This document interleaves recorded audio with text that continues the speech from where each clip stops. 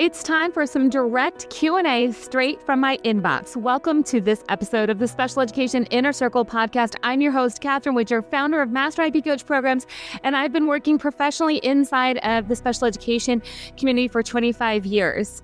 And I get questions all the time popping into my inbox from both parents and teachers on all different areas about special education, asking about Master IEP Coach programs or current IEPs, just all different things. So we're going to tackle a few of those Q&As right now. Now, if you have additional questions, if you're like, I got something I want to ask, go ahead and follow the links. Wherever you're watching this, you'll be able to find links where you can submit a question. It'll pop into my inbox, and who knows, you might be on an upcoming episode. So let's jump right in. I have two teachers that have very similar concerns. So I'm going to read them together and we're going to problem solve this. So the first teacher wrote into me and said, I'm a special education teacher, kindergarten and first grade. The IEPs are too long. The old version of the IEPs, the ones that came with the students, they're just too long. The next teacher wrote in and said, here's my biggest struggle. I'm getting IEPs from the previous teachers who have given me unmeasurable baselines. So they're showing that the child has struggles with a skill or difficulty with a skill, but they're not defining that struggle or they're not defining what that difficulty is.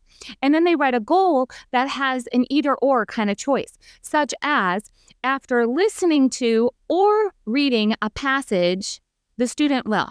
So after listening or reading, that's two different modes that we're taking in information. So that could result in very different outcomes, right? So it says, then they include a variety of prompts. So it's not narrowed down to, are these visual prompts or verbal prompts, how the child's going to achieve this goal. And then all of the goals have that the child will perform this with 80% accuracy on only 3 out of 5 trials, which is very standard. We see that a lot in special education. So here's the thing.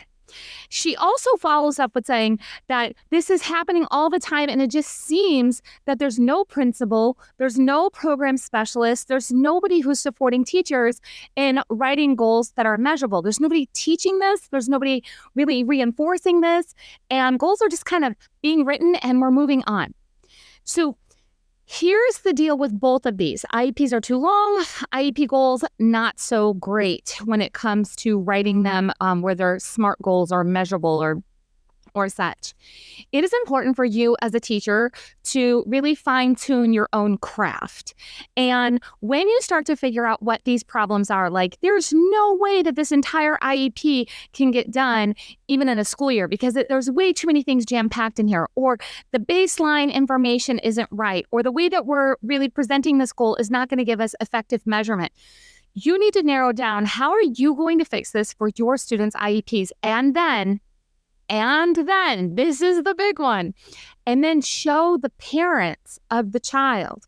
And I don't mean by doing this in a big conflict environment of, let's look at all the things that are wrong and rip apart the IEP and show the parent all the things that were done wrong in the past, because what will happen then is the parent gets upset, right? Like, well, why did nobody tell me? And how could nobody pay attention? And has my child been missing out? And what's going on? But if you take this and you sit down with a parent and you say, here's this goal, and it says that your child is supposed to read or listen to this passage. I know that I'm going to get very different numbers depending on this. So I'm going to split these up, and you educate the parent on what the process is. And then the parent becomes the consistent in the child's education. They are the ones that can definitely implement the strategies that you're teaching them over and over and over to build more momentum and more consistency in their child's education with IEP goals that truly work for their child. Talk to them about your thought process. What words are you changing? What information are you gathering? What are you telling them to look for based on your process for writing an appropriate goal? Therefore, you're educating the parent in a way where they're saying, oh, like this teacher is really digging into my child's education at a whole different level. So we're not necessarily calling anybody out, but we're saying, like, hey, there's a different way to do things that I think is going to result in your child receiving a more appropriate education. Again, that's what you're thinking. That's not necessarily what we're saying. We're having a conversation. Now, parents who are listening, Yes, right? Like you want this, like you want a teacher to say, like, listen, here is a way that we can write this goal so we can get better results. I don't know any parent that would be upset with the teacher saying, I want to really break this down and narrow down what we're working on. The same thing with the IEP that's too long. The problem is that we find issues like this where it's like, this is too long, I can't do it. And here we are well into the school year right now. And the teachers that have submitted these questions, they're going to keep doing what they're doing. They're going to keep trying to get by because in special education, we've made it very negative or difficult or hard at least in our mindset.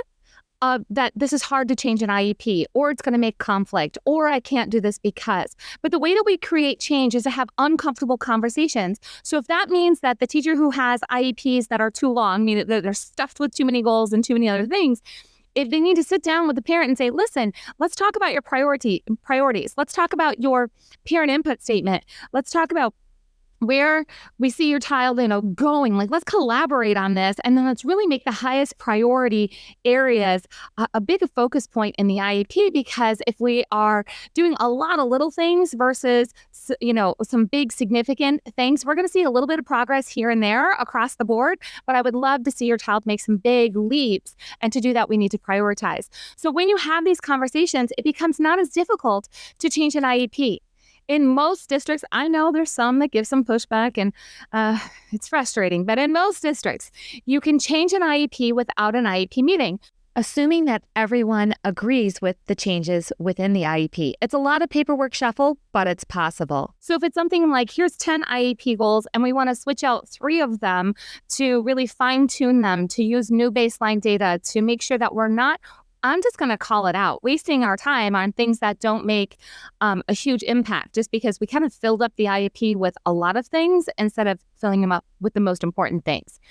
So we need to keep having this conversation and switching the documents as we go and educating parents on that process. Right, parents? Okay. So that's Q&A number 1. Q&A number 2, this came in from a parent. She said, I don't necessarily have an IEP question, but you asked me, what was I just Googling? And that's how I ask a lot of times. I say, what's the struggle in special education for you? Or what have you been Googling about special education? And this person has been Googling about IEP advocacy and building her own IEP advocacy practice. And she came across me because we have our Master IEP Coach program, and I teach you how to become a Master IEP Coach. Some people become a Master IEP Coach and they stay in their current role at the IEP table. So it could be a teacher or a parent becomes a Master IEP Coach so they can be the best at their current role at the IEP table. Some come in because they want to be the best at their current role, plus they want to help other parents through the IEP process. So she says, I've been Googling, how do I do this? She said that she's amazed at what I've created and that she's in a very different situation than many people, that she's the sole financial provider for her child, and she's finding herself in this sink or swim role.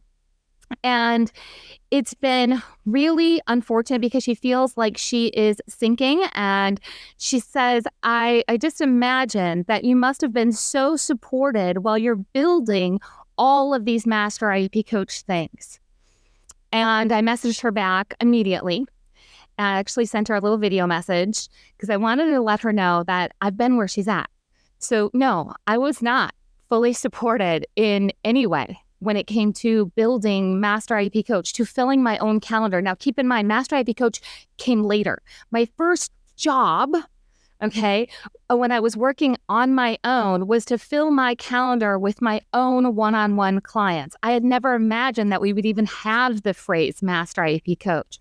So I'm a special needs sibling. I became a teacher, and then I became a parent advocate, only I never used the word advocate because I knew from being in the school system that advocate tended to bring about some negative feelings. And I'm like, no, I want to do this collaboratively. I want to do this a little bit different. So I filled my calendar with my own clients. While doing that, I also ended up going through a divorce, and I became the sole financial provider for my daughters. And I had to figure out how to fill my calendar with clients and still be able to take care of my own family first. And guess what? In our disability community, families understand that. They know that you have to take care of your family and you're going to take care of their family. So this was the perfect role to figure out. But I had choices to make. There were things that I could have went out and, I could have went back to the classroom. I'm still a certified special education teacher. But in my heart, I knew that wasn't the role for me going forward, that I needed to dig deep and to figure this out. So after filling my own calendar and being able to really help parents and schools then through the system, people started to ask me, can you teach me to do what you do? And I said, sure. Now, again, I'm still a single mom and I'm still taking care of my daughters as sole financial provider. And I needed to figure out how to teach other people to do this because there are so many people just like this mom. In fact, you might be one of them. You might be one of them that you're like, I need to make a choice. I need to make a choice in my career. I need to figure out what I'm going to do next. And is this really possible? Yes, it is possible. I would love to be able to pour into you and help you see those possibilities. That I understand that not all of you are in the most supportive situations, meaning like you've got big decisions to make. Life happens. I had my daughter, my youngest daughter has complex medical needs. That was part of the biggest decision kind of maker. It was a big decision maker for me, was that she no longer has all of the medical needs and things, but she was going through some pretty severe seizures and different things. So I had to figure out, how am I going to balance her medical needs and providing for the family? And I wanted to stay in special education because this is where my heart is at.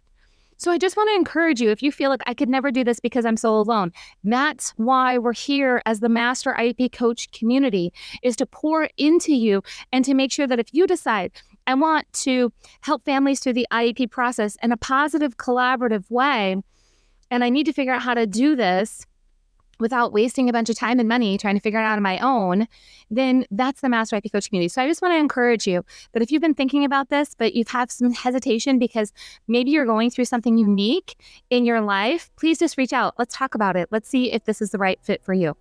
So, all right, there we go. So we're going to make sure that we have conversations about IEPs, that we do not let them go out of control. I'm going to call them out of control, where we have IEP goals that are out of control. They're not measurable. They're not great. That we have the length of IEPs are out of control. We need to fine tune them. We get to prioritize them.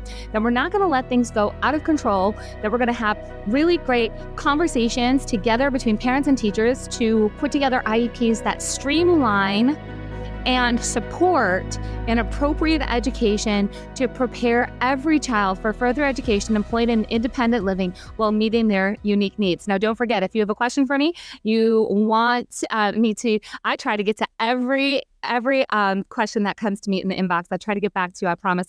And who knows, maybe you'll end up here on the next episode of the Special Education Inner Circle podcast. I'll see you guys next time.